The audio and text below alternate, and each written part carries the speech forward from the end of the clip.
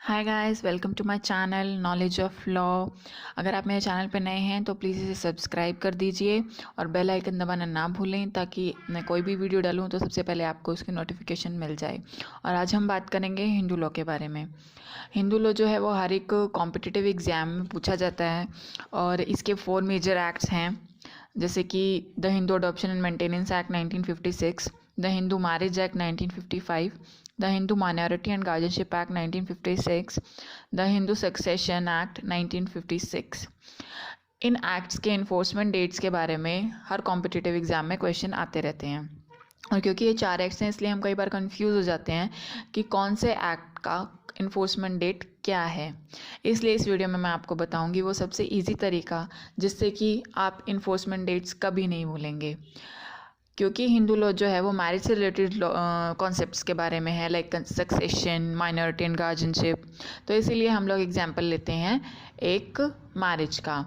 A weds B and when A weds B on 18th May 1955, and out of their wedding one issue arises.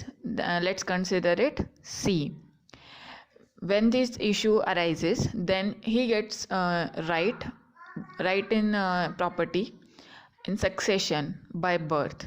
So he gets his right on 17th June 1956. जब ये issue arise हुआ उसके बाद ए और B separate हो गए, तो दिल गेट डिवोर्स्ड। और बिकॉज वो डिवोर्स्ड हो गए हैं तो अब ये जो बच्चा है जो कि अभी माइनर है, तो इसके लिए हमें क्या डिसाइड करना होगा? गार्डियन डिसाइड करना होगा। तो इसका गार्डियन डिसाइड करने के लिए हम कहाँ जाएंगे? हम जाएंगे Hindu minority and guardianship act के अंदर। और वो हमें, क्योंकि अब इनका डिवोर्स हो रहा है, तो माइनॉरिटी एंड गार्जियनशिप हम कब डिसाइड करेंगे? माइनॉरिटी एंड गार्जियनशिप हम डिसाइड करने के लिए जब हम Hindu minority and guardianship act में जाएंगे,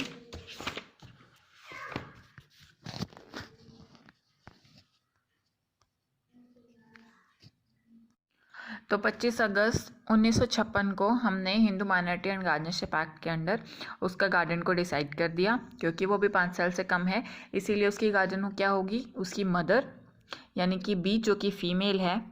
अब क्योंकि बी जो है उसकी गार्जियन है तो अब बच्चे के लिए मेंटेनेंस के बारे में भी हमें सोचना होगा, क्योंकि वो माइनर है, अभी खुद को मेंटेन नहीं कर सकता और B may be unable to maintain herself only. How can she be expected to maintain issue also? That's why उसकी मेंटेनेंस डिसाइड करने के लिए अब हमें जाना होगा हमें Hindu Adoption and Maintenance Act, और उसकी मेंटेनेंस अब डिसाइड होगी 21 दिसंबर 1956 को।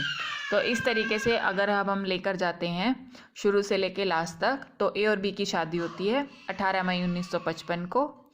सी के पैदा होते ही उसका सक्सेशन में राइट हो जाता है 17 जून 1956 को। और क्योंकि सी माइनर है तो जब उनके पेरेंट्स डिवोर्स हो जाते हैं तो उसकी गार्जियनशिप डिसाइड करते हैं हम कहाँ? 25 अगस्त 1956 को। और गार्जियनशिप डिसाइड होने के बाद उसकी मेंटेनेंस डिसाइड होती है 21 दिसंबर 1956 को। तो इस तरीके से आप बहुत ही आसानी से याद रख सकते हैं कि इन्फोर्समेंट डेट्स क्या हैं रिस्पेक्टिव एक्ट्स की। अगर आपको मेरी वीडियो पसंद आई हो तो प्लीज़ इसे लाइक कीजिए, शेयर कीजिए और कमेंट कीजिए।